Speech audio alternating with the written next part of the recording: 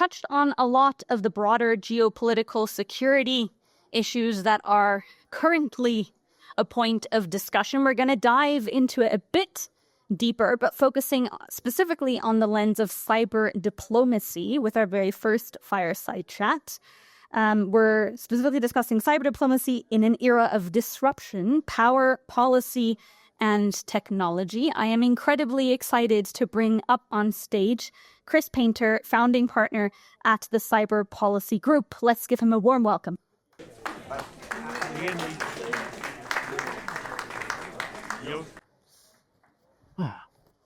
Chris, welcome. Thank you. Incredibly happy to have you with us. I get to give a quick introduction to your person. You are a globally recognized leader in cyber policy and cyber diplomacy. You've spent over 30 years at the forefront of cyber issues and have held positions as a federal prosecutor, prosecuting some of the highest profile cyber cases in U.S. history. You've served at the Department of Justice, the FBI, been part of the White House National Security Council, and served as the first ever cyber diplomat at the U.S. State Department. Of course, today you are a founding partner at the Cyber Policy Group and still serve as an advisor to leading global institutions, including the CIS, Palo Alto Networks, CSIS, and of course, Chatham House. It's a pleasure. That's a very impressive resume to have with us. So we'll move through the next 25 minutes touching on a lot of different topics, but let's maybe start with setting the context, specifically around cyberspace and national security. You've been at the center of U.S. and international cyber policy since its earliest days. How has the role of cyberspace within national security policy evolved over the past 30 years? Well, first of all, it's great to be here, and thank you for having me. And I'd say that, it started off, and it's still an evolving situation, where the people who did cyber security issues, whether they be policy or technical issues, we always were trying to say this is a national security issue, this is an economic security issue. And often we were the people like yelling in the wilderness. You talk to cabinet members, and there were some in our system, our ministers in your system, there were some exceptions, like Janet Reno, when she was the Attorney General, really cared about this, others along the way, but most of them, their eyes would roll back in the back of their heads, and they'd go running from the room, think, oh, this is a technical thing, I don't understand it, which is kind of weird, because they understand nuclear stuff, and you don't have to be a coder to understand the policy implications of this, just like you don't need to be a nuclear engineer to understand the policy implications of nuclear weapons, nuclear power. But it's been an ongoing struggle in government and also in businesses. You go to the C-suite, you try to talk to a CEO, and often the CISOs are kind of excluded from these conversations because they're just thought of as a cost center. And so that's changed. I don't think we're completely there yet. But over the years, it's changed where more and more people are comfortable with this topic and understand the priority of it. And the reason I think has changed, not because of the hype. We used to have someone in the U.S. government who I used one of the phrase that I hated the most, which was, we're going to have a cyber Pearl Harbor. He said that to a bunch of Japanese people. It was really stupid. We're going to have a cyber Armageddon, a cyber 9/11. And when that doesn't happen, people are like, well, I guess that doesn't make any difference. But what we've seen is the rise of ransomware, which everyone knows about. And when people have to stand in line for their gas, or if they have to, may not be able to get their hamburger, their mini burger, or if they can't get their health care, then it becomes a more breadbasket issue, a more political issue. So that, I think, helped transform it. There's an old phrase, never let a good crisis go to waste. And I think, they started understanding it. They saw things like the theft of intellectual property from China, and that had a real economic issue. And that brought the economic and the security people closer together. And for President Obama really raised the temperature on this. So it was something he raised with President Xi. So I think that helped. And the war in Ukraine, I think, is a good example of how cyber is used in warfare. So more and more, there's this understanding, not just fear, but understanding of what the issues are, and more attention. So that's good. But that still is not completely there. There's still people who are like, look at the cyber bubble separately from the national security bubble. And when you really think about cyber, not that I want to make any of us obsolete, but it should be part of that larger discussion instead of a separate discussion. There's big policy conferences. The WEF is one of them. There's a Munich Security Conference and others, and usually cyber is on the side stage rather than the main stage, and I think we need to change that and just get people familiar with it as one instrument of national power, one thing that we see that we need to protect our businesses from. But we're much better than we were a while ago, at least for now. I always worry about it going away again. It's sort of like we have an attention span about 15 seconds. A big thing happens and people are like, oh, it's really important. And then the next day they don't remember. You've already touched on some of the broader elements, concerns around IP, et cetera. But were there any pivotal moments that really demonstrated or cemented the strategic relevance? Yeah. Well, one was, I mentioned China. There was, for years, we had the issue of wide-scale, almost industrial-level Chinese hacking and stealing of trade secrets. And these, often the companies, you don't see the trade secrets walking out the door, so you don't really necessarily focus on this. It's not disruptive. I'll get to that in a second. But it became an issue where it was really stealing the innovation, not just from the U.S., but from other countries around the world, the U.K., Germany, and others, Australia. Even more less developed countries that were being targeted by China to do that. And that was a concern, but no one really raised this at a policy level until it got to the point where, as I said, these two forces came together and they understood both the economic and national security issue. And President Obama raised this with President Xi for the first time. And then he raised it repeatedly. And I think President Xi, frankly, was like, why is this guy raising this cyber thing? I mean, what the hell is this? And after a while, I think it was repeated. Not only Obama, but every senior official would raise that with their counterparts. And what President Obama said, which I thought was significant, is we are willing to take risk and have friction in the overall relationship between the U.S. and China, which was far closer than it is now, but still very intertwined in terms of economics, in terms of a huge other number of issues, because this is so important to us. And that, I think, made them pay attention. And it resulted in us a couple of years later, and my colleague Michael Daniel, who was at the White House, was in the audience too. Then finally come to the table. We did indict, our Justice Department indicted some of their PLA hackers. They didn't take kindly to that. But still, it drove through that this was a serious issue. They came to the table really on the eve of this big summit between Xi and Obama. And we were able to reach an agreement that no country should steal intellectual property to benefit their commercial sector. Spying, people have been spying since the beginning of time. They'll do it to the end of time. But benefiting your commercial infrastructure shouldn't be allowed. And they agreed to that. And it actually held for a couple of years because they saw a geopolitical interest in that. And that's one of the other things I think that people need to think about in this space. It's not just a cyber issue. It's part of geopolitics. And as long as there's a geopolitical and there's a political interest, they'll do it. And if there's not, they won't. So I think that was more. I mentioned ransomware. We raised ransomware. I was co-chair of a ransomware task force where we wrote a big report with like 50 recommendations. And we're all worried that it becomes shelfware, that essentially everyone probably here has worked on something and made recommendations and no one pays any attention to it. But right as we released it, there was this big Colonial Pipelines, the hack on that had people waiting for gas. Biden took note of that. Raised it with President Putin. It became a big issue again. Raised it with the G7 and other counterparts, the G20. So it became a major issue there. So that was a major issue. And then I think the understanding that more and more, a lot of people I think they're kind of muted this idea of these billions of dollars of losses because they're often protected. If your credit card is stolen. But when your personal identification information is stolen and it gets to your privacy and your actual self, I think that makes a difference. And finally, the Ukraine war, Russia's war in Ukraine, I think that clearly showed how before the actual fighting began, Russia took down Viasat, their satellite system, as a way to prepare the battlefield to go in. And again, cyber is never going to be the definitive thing, or I think unlikely to be the definitive. There's not going to be a cyber war. I hate that term, but it will be part of every war we see from now on. And that's exactly what we saw there. So I think all those things came together. And also, frankly, the more we all get dependent on these issues, or on these systems, the more I think we take it seriously. When I was a prosecutor, I prosecuted this prolific hacker named Kevin Mitnick, who was hacked all over the place. But people didn't understand the harm to them. They were like, well, he's a Robin Hood. He's taking from the rich, et cetera. He never gave to the poor, but he took from the rich. But still, I think there just wasn't the understanding because they weren't as dependent as they are now. And certainly AI, I think, has sped that up even more. We'll touch a bit more on specifically AI and its relevance within cyberspace. But before we move on to that, let's zoom in a bit more on the geopolitical element that you've already mentioned. How has the digital domain, if you want to call it that, reshaped today's geopolitical landscape?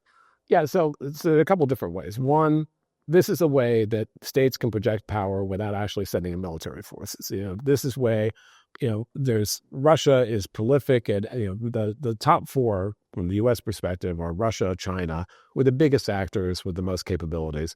But not far behind are Iran and North Korea. And North Korea has a little bit different motivation because they like the idea of generating currency themselves. And the other thing we've seen is that those actors largely have gone from being mostly passive, they steal information, et cetera, to being now more disruptive, like the ransomware groups. Mm-hmm. And it's easy to explain to the CEO or a minister that this is important if your business is shut down for 2 weeks or, you have a government problem. They can put a number to it. Yeah, they can put a number to it, but they can also say, our parliament's been shut down for like 4 days, or our whole government's been shut down. And so I think that has had a geopolitical aspect. The bad part of the geopolitical aspect, well, there's many bad parts, but one bad part is in terms of tech competition, where we're seeing, we'll get to AI later, but all of the tech competition has become, this started with 5G and 4G and how we deal with that. Supply chain, tech competition, tech supremacy, all of that's, I think, become much more clear.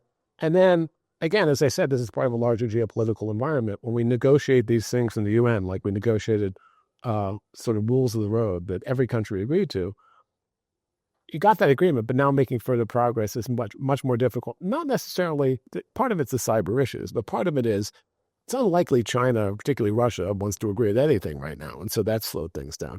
And then the last part of that is we still, the idea of accountability. So you can agree all you want to different things, but if there's no accountability for violations, that's a problem. And I think we're still trying to figure out how and that's really in a larger environment. It's not just cyber on cyber.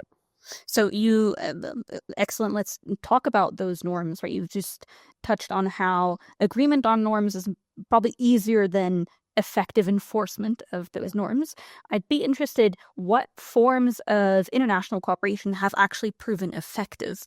Yeah, so the norms, just so you guys know, there's first of all, there's international law, which applies in cyberspace, just like it does in the physical world. Now, how exactly it applies, you just don't work out. You probably heard from one of the earlier panels that had some folks that were talking about this, that things, you don't have a separate body of law for the physical world and the cyber world. It'd be really disruptive and kind of crazy to do that. On the other hand, the Russians and Chinese don't like the fact that you're applying international, although they agreed to it. So international humanitarian law, which is the law that deals with, protecting civilians in conflict, things like distinction and proportionality. You don't go after civilian targets unless there's a military reason. Those all apply in cyberspace. So that's important. But beyond that, there was an agreement back in 2015 of every country, including Russia, China, and the others, to a set of 11 norms. Now, why they couldn't come up with 10, it's like the movie Spinal Tap. They came up with 11, or it goes to 11. And so they had their norms of restraint and norms of cooperation. The cooperation are easier. They're things like you'll cooperate if you see malicious code coming in. You'll work with the country to help through your CERT or through your law enforcement and health. The norms of restraint are really interesting because they're things that you're saying states shouldn't do. So you should not, and I think the key ones are, don't attack the critical infrastructure of another state using cyber means. And if you're in wartime, there are different rules, right? So you can maybe attack critical infrastructure in wartime, but it has to be set to that proportionality, et cetera. But in peacetime, don't do that, period. Don't attack the computer emergency response teams or the CSIRTs. They're like the ambulances or hospitals or the internet. Use them only for good. I think, and so there are a number of those norms of restraint.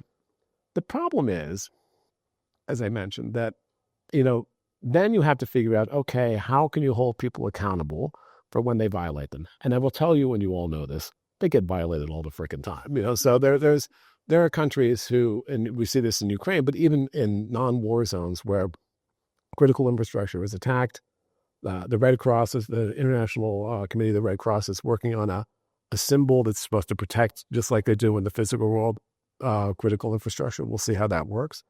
But as long as they can do that with impunity and there's no consequences for them to do that, that's problematic. And so part of the cooperation is agreeing on these things. But part of the cooperation, and I think it ends up being more like-minded cooperation, you never even get countries who are the guys doing this to agree with you, but getting like-minded coalitions to do things. One, attribute the attacks. And attribution is not as hard as it seems, especially if it's an ongoing course of conduct. If it walks like a duck and talks like a duck, it's a duck. And you look at intelligence, you look at the technical part, you look at the full range. Attribution, joint attribution, there's been a number of those where countries have joined together and said it was, Russia, for instance.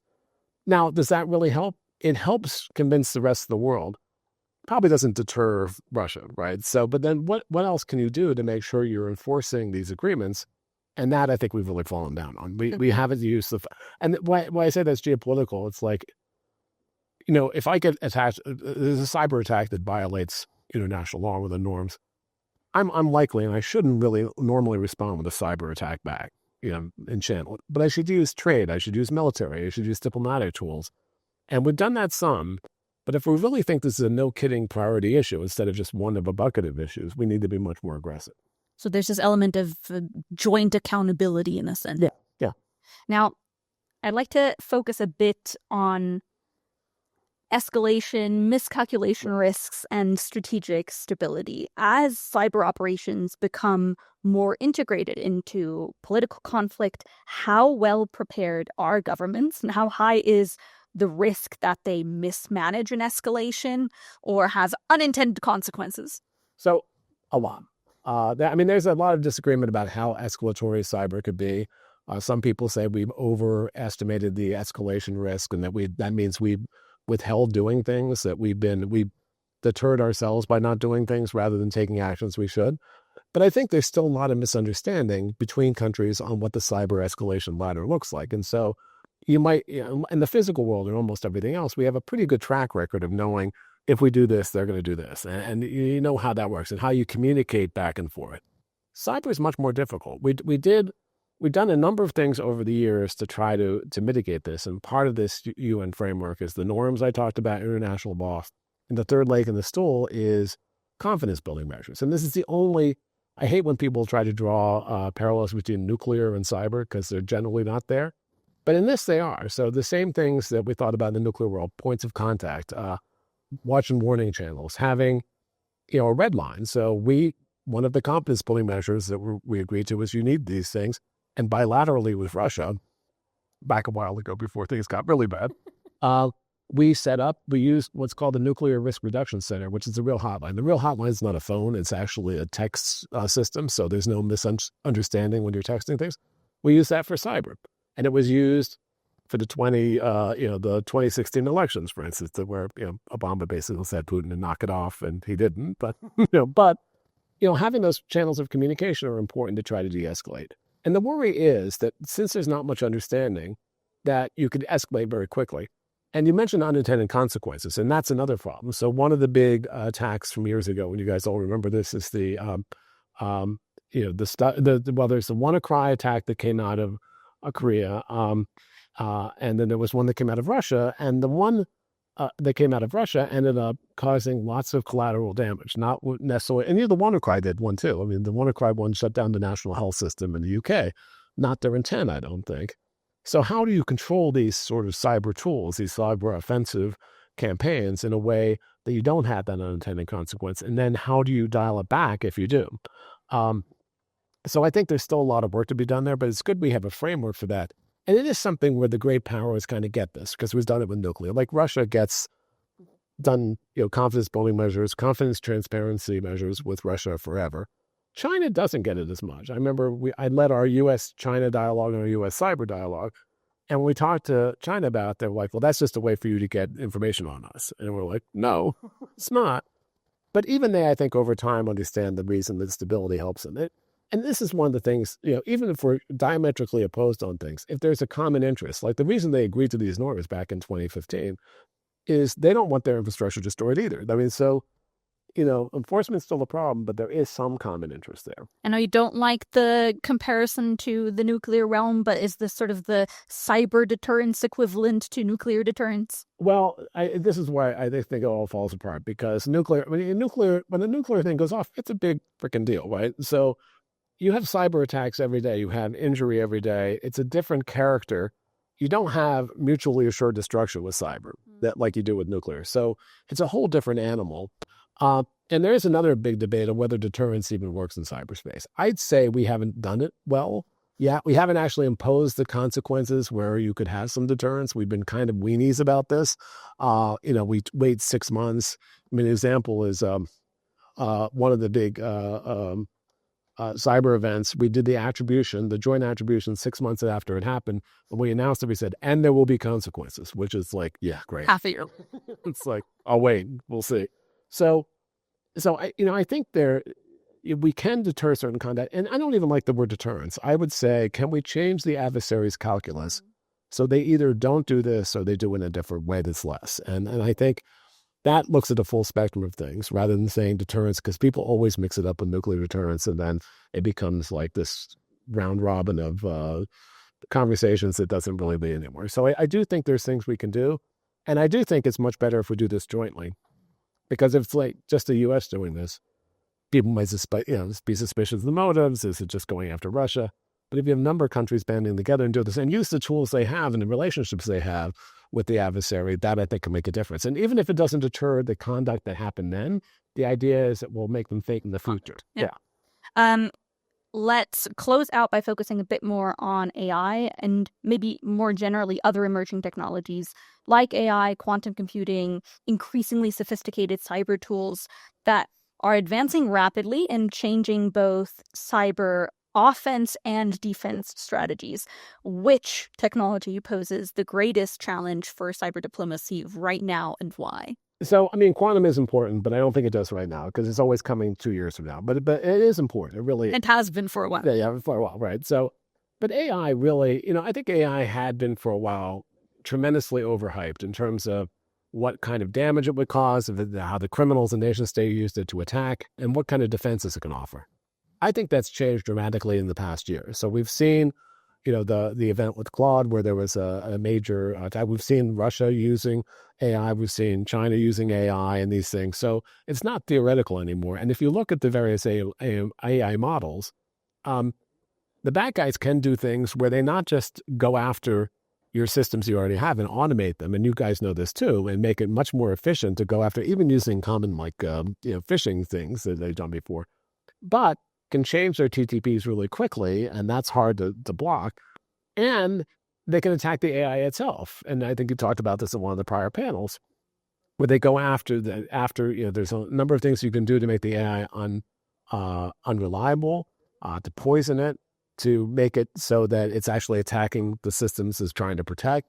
And there's lots of firms. The other side of this is there's lots of security firms, and I do some advisory work for one of them, Palo Alto, that is marketing a number of things where AI is built in to help the solution. So you're going to have this battle back and forth, which will be, I think will be difficult, because I do think the threat's going to be there.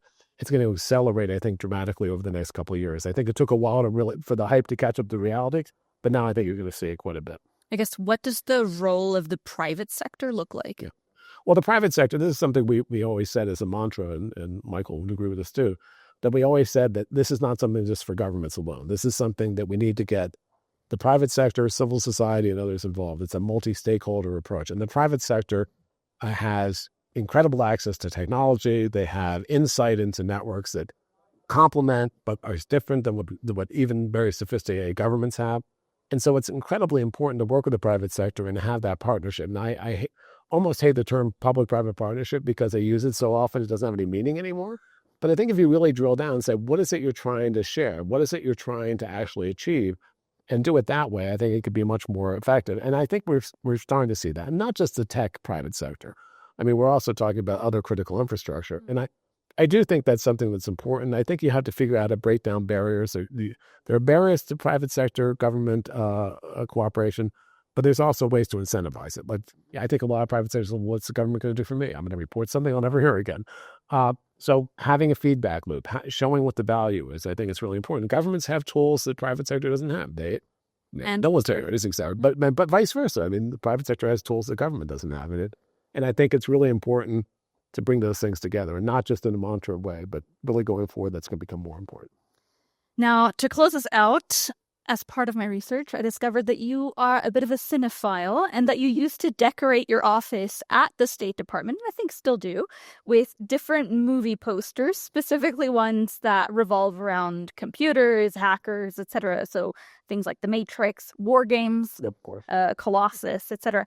Is there any particular movie that you feel like got it right, that painted an accurate picture of where we are or where we're going? Well, they're all dystopian. I think there's almost no movie that's like hopeful and great. Computer equal bad. Yeah, There you there is not. But I'll use Colossus because it's one of my favorite movies. So this is a 1970 movie, first movie where computers took over the world, 14 years before Terminator or War Games. And the U.S. builds Colossus, this big computer in the Colorado mountains, to control its nuclear arsenal, take the man in the middle, have perfect deterrence. The Soviets, because back then it was the Soviets, stole the information. They built Guardian, theirs in the Urals. And so the two computers start talking to each other and to decide and become self-aware and decide to protect humankind from itself. They're going to take away all civil liberties and take over the world, which is what they do. So very, very, not, I'd say pretty depressing movie. But, I think, and it also shows this fear of AI even back then, this fear of like our AI overlords and what that's going to be. But I think it's important for people to understand, and I think there's been lots of cyber movies, you said, than that. I think it's popularized in the culture. I think it's important for people to understand what the reality is there. I did like that movie in particular because if you ever go to Bletchley Park outside of London, there is the actual Colossus computer, which is during World War II, everyone knows the bombs were used to break the Enigma code. But there was something called the Lorenz code, which is a much higher level, even more difficult than Enigma, that was used by the German high command, in particular Hitler and his staff. And the way they were able to break that is building the first electronic programmable digital computer, and it filled a room. This is before ENIAC or any of those things that came later on. You can go to the Computing Museum, which is next door to Bletchley Park, which is where they broke all the code, and you can see this Colossus computer. So, the movie Colossus, the computers take over the world and they're evil. The actual Colossus helps save the world. So I think there's a silver lining to all of this. Wonderful. Chris, it's been a real pleasure. Thank you so much for taking the time out of what I know is a very busy week for you. Thank you. Let's give Chris a huge round of applause. Thanks. Happy to be here. Thank you.